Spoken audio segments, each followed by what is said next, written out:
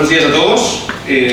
Mi nombre es Marc, como ya me han presentado. Gracias, primero de todo, por invitarme y disculpar por llegar tarde. En Japón dirían que aunque sabéis que el tren ha llegado tarde, no hay excusas, hazlo. Al final hemos llegado como hemos podido. ¿Os puedo hacer una pregunta? ¿Quién de aquí ahora mismo conoce quién y qué es Rakuten? ¿Podéis levantar la mano? 20. ¿Y hace un año? ¿Los que ahora habéis dicho que sí? Nadie.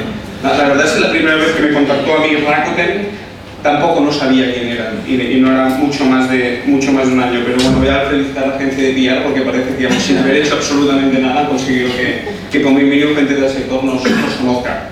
De la misma manera que ha hecho Roger con China, me gustaría explicaros un poco también cómo vivo yo la experiencia de Japón, primero de todo. Regresé ayer también por la noche, cada 3 meses aproximadamente tengo que ir a visitar a nuestros colegas nipones. Y curiosamente Japón es un mercado con muchísimos paralelismos con España. Y tienen un gran problema, que creo que es el mismo que tenemos aquí, y era uno de mis primeros puntos como retos. Y es que es un mercado que no se sabe globalizar, en absoluto.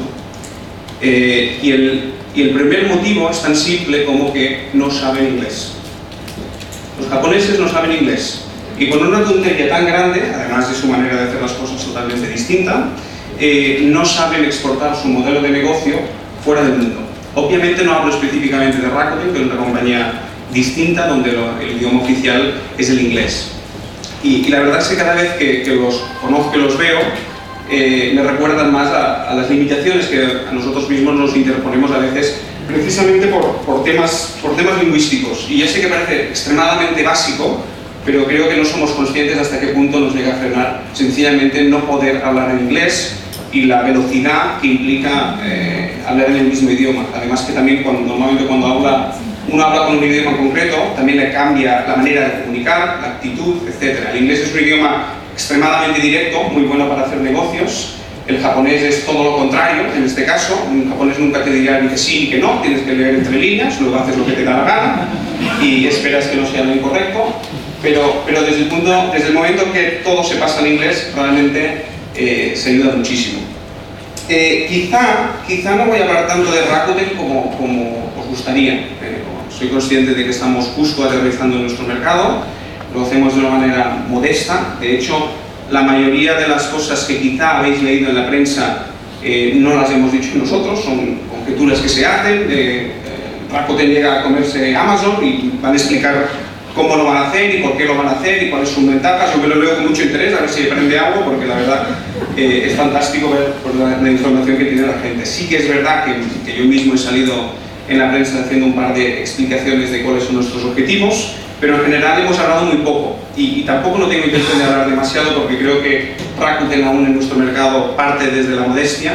Sí que me gustaría compartir con vosotros algunos puntos que he aprendido desde también mi corta experiencia. Tengo 31 años, he vivido y trabajado en 4 países distintos: Estados Unidos, República Checa, España y me dejo uno, Inglaterra, donde he estado más tiempo, por cierto. He trabajado en muchísimos entornos dentro del área de e-commerce, he trabajado en travel, en software, en seguridad, compañías aéreas, en telecomunicaciones y actualmente estoy en Rakuten, como sabéis, desde el punto de vista de retail y de marketplace. Y no solo he trabajado en distintos entornos, sino también he trabajado en marketing, en analítica, en servicio de atención al cliente, como product manager, como project manager, etcétera, etcétera, etcétera. Con lo cual no soy alguien que sea extremadamente experto en nada, pero tengo una visión bastante completa de lo que son los distintos entornos del e-commerce. Si me centro más en lo que serían los retos, y voy a definir retos como distintos elementos que a mí personalmente me preocupan de nuestro mercado. El primero también, de nuevo, es extremadamente simple.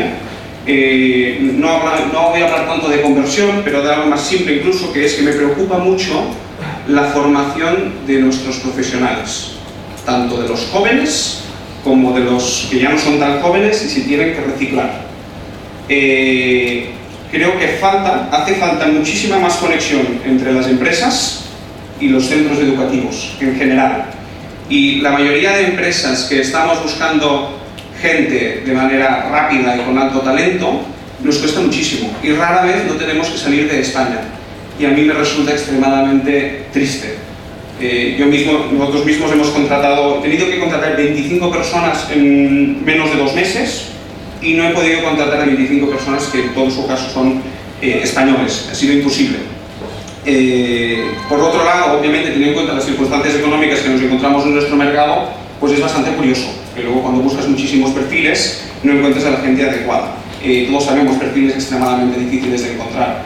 Un profesional bueno de captación, de marketing, de performance marketing, es extremadamente difícil de encontrar. Y no me refiero a alguien que sabe de marketing de marca o de incluso de redes sociales, que es un perfil un poco más generalista, pero cuando quieres a un tío de performance, que normalmente es un estadista, matemático, incluso con combinación de sociólogo, y actualmente incluso los filósofos están muy bien buscados, cuesta muchísimo de encontrar agencia que tenga la combinación de educación académica bien estructurada, con una mínima experiencia en la perspectiva adecuada. También porque creo que la mayoría de empresas en nuestro mercado aún tienen muchísimo que aprender desde distintos entornos, sobre todo de la medición. Antes hablabais de una agencia, no he llegado a entender cuál era el nombre, la agencia de medios, que creo que lo analizaron todo, que eran todos matemáticos. Conento. Hay otra en Barcelona, se llama Claction, no sé si los conocéis. Claction básicamente solo contratan a doctores en matemáticas, no sé si es necesario que sean doctores, pero gestionan básicamente SEM, y os aseguro que cuando una agencia de profesionales de matemáticas se pone a gestionar las campañas de SEM y son tíos que no tienen ni idea de AdWords, es muy distinto que la mayoría de agencias que actualmente trabajan en el mercado. Entonces, de nuevo, creo que entre todos los que estamos en el sector debemos hacer un esfuerzo para buscar sinergias con los entornos educativos para conseguir realmente educar mejor a nuestra gente y apostar también las empresas con gente joven y de talento para que también no se vayan, porque por un lado muchos se van y por otro lado cuando buscas no encuentras lo que necesitas. El segundo punto, y me extrañaría que nadie no lo hubiera mencionado, de hecho Roger mismo lo ha mencionado, es el tema de la internacionalización. Israel, no sé si conocéis un poco el mercado de Israel. Israel está considerado el segundo Silicon Valley del mundo, el segundo país donde más empresas y startups salen cada año. Es un sitio fantástico desde el punto de vista de marketing, etc. En Israel, si yo voy a montar una empresa allí, lo último en lo que voy a pensar es en generar una empresa para aportar negocio en Israel. Y es extremadamente evidente a nivel internacional, ¿no? Que Israel, nada.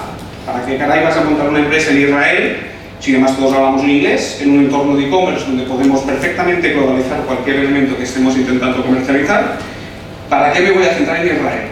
Y cuando lo vemos en perspectiva tiene todo el sentido. Claro, ¿qué no lo hacen en Israel? Pues España es igual que Israel.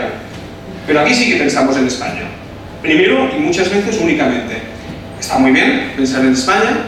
Yo os diría que ya no solo hace falta internacionalizar, sino que en muchos casos hace falta salir de España y ni siquiera hacer nada en España al principio. No hay ningún motivo por el cual al principio emprendedores españoles puedan gestionar un negocio desde aquí, pero operado en otros mercados, donde la madurez es muchísimo más extrema de lo que es en nuestro mercado. Obviamente en nuestro sector, en nuestro mercado, existen muchísimas oportunidades aún. Pero a veces parece que nos limitamos, o culturalmente, o en inglés, pero nos miramos mucho al estómago. Y precisamente España, si queremos mejorar la situación económica, requerimos de todos nosotros de poder salir mucho más afuera. Y es un tema totalmente cultural.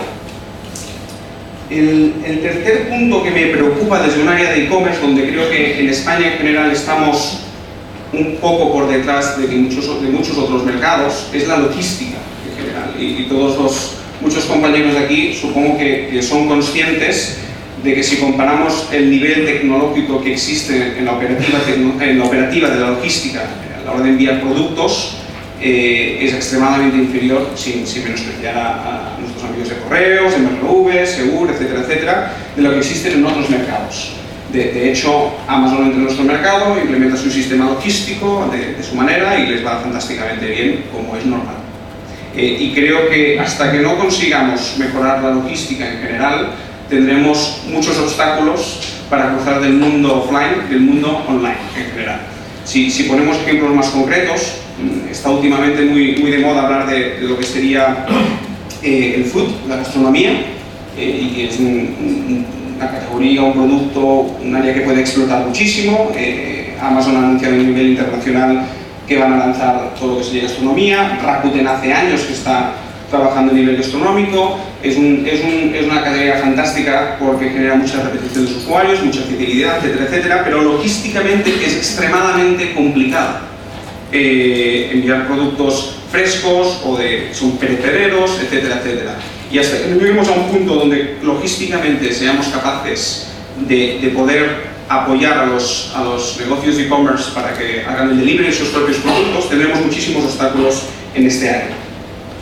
Dicho esto, desde el punto de vista de oportunidades, y en muchos casos bastante conectadas con los distintos elementos que he comentado, creo que hay una gran oportunidad en general, muy genéricamente hablando, creo que la habéis tratado sí, por lo que he visto en más detalle, que es todo lo que implique conectar el mundo online con el mundo offline.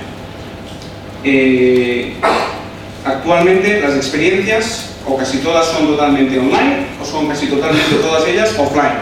Y aún el online en España no deja de ser un 1,7, depende de la fuente que lo mires, por ciento del total del mercado que se genera. Cuando, como habéis visto también en las slides de Roger, en otros mercados no había nivel de penetración, no había nivel absoluto, pero el nivel de penetración UK puede estar bordeando el 15% aproximadamente. Obviamente eso es positivo, porque básicamente España es el mercado donde más se espera que se crezca en los siguientes 5 años, pero por otro lado estamos extremadamente limitados.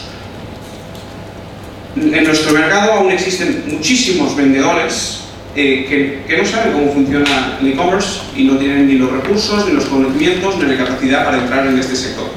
Y estos vendedores, que nos parecen nada, siguen gestionando el 98,3% del negocio en nuestro sector. Y solo que consigamos entre nosotros aportar un 10% de este volumen de negocio al mundo de Internet, vamos a explotar por 10, básicamente. Pero se requiere de ayudar a este segmento de vendedores, de profesionales que aún no lo han conseguido. Obviamente también hay una parte de la demanda de los usuarios, pero me centro más en la parte de los vendedores. Necesitan formación, necesitan herramientas tecnológicas extremadamente sencillas y económicamente que puedan acceder a ellas. Requieren de la logística, como están diciendo, que les deje de dar miedo. Requieren de compañeros de viaje que les asesoren en todo el proceso. Es evidente que Rakuten, entre otras cosas, se dedica a esto, pero no creo que sea un tema solo de Rakuten, sino un tema cultural de todos nosotros desde los distintos puntos de negocio que estamos ahora mismo, en los que estemos colaborando. Por ejemplo, métodos de pago que se puedan cruzar entre la venta online y la venta en el entorno físico, básicamente, con programas de fidelización, puntos de recogida. Hay muchísimas opciones creativas y aquí estamos totalmente despistados. Segunda oportunidad, no sé si habéis hablado, me imagino, sería lo normal, que habéis hablado mucho de móvil en general, de lo que sería mobile commerce. A mí no me gustaría hablar solo de móvil, sino que me gustaría hablar de lo que se llama wearable devices. Que incluye no solo móvil, sino todos los gadgets que poco a poco van surgiendo a la luz y que nos dejan ver cómo el comercio electrónico se va a transformar totalmente en muy poco tiempo. Hablo obviamente de los móviles, de las tabletas, pero también hablo del e-watch, hablo de las Google Glasses, hablo del Nike Fit, por ejemplo, todos los gadgets que están incorporados en los mecanismos deportivos para poder medir absolutamente todo. Esto va a cambiar absolutamente todo el panorama. Creo que, aunque nos parezca que falta mucho, os aseguro que las top 10 empresas del mundo de e-commerce están ya trabajando en cómo incorporarse a estos nuevos devices. Y Rakuten no es una excepción, por ejemplo. comento el tema de wearable devices porque creo que es muy importante que salgamos del concepto de móvil solo y que entendamos que todo el comportamiento del usuario, desde el punto de vista de cómo, cuándo y por qué va a estar conectado, va a ser absolutamente distinto. De la misma manera que el nivel de información que las empresas van a poder tener del usuario va a ser muchísimo más rico, pero obviamente debemos saber qué podemos hacer con ese tipo de información sin ser totalmente intrusivos.